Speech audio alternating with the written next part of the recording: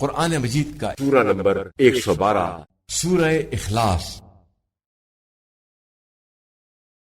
سورہ اخلاص کے متعلق چند مختصر نکات تلاوت و ترجمے کے ساتھ۔ بسم اللہ الرحمن الرحیم۔ سورہ اخلاص موجودہ ترتیب کے لحاظ سے قرآن مجید کا سورہ نمبر 112 اور ترتیب نزول کے اعتبار سے سورہ نمبر 22 ہے۔ یہ سورہ مکہ مکرمہ میں نازل ہوا۔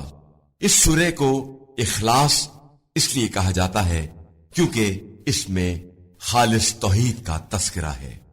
اس سورے میں توحید کا بیان ہے اور اسلام کا بنیادی اعتقاد خدا کی توحید اور اس کی بے نیازی کا عقیدہ رکھنا ہے، اور باقی تمام عقائد اسی عقیدہ توحید پر منحصر ہیں۔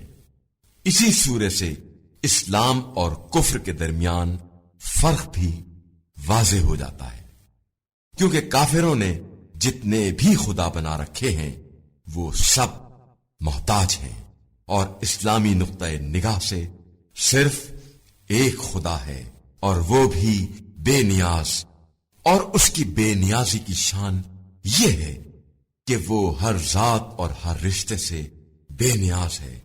وہ ایسا واحد ہے جس کا کوئی ثانی نہیں ہے۔ جو اس سورے کی تلاوت کرے گا گویا اس نے ثلث قرآن مجید یعنی 1/3 قرآن کی تلاوت کی۔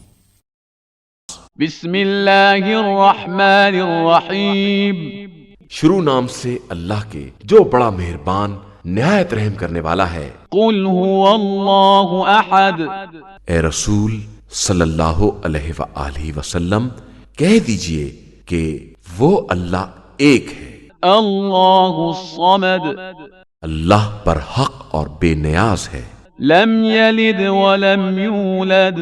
اس کی نہ کوئی اولاد ہے اور نہ والد، ولم یکن له کفوا احد۔ اور نہ اس کا کوئی کفو اور ہمسر ہے۔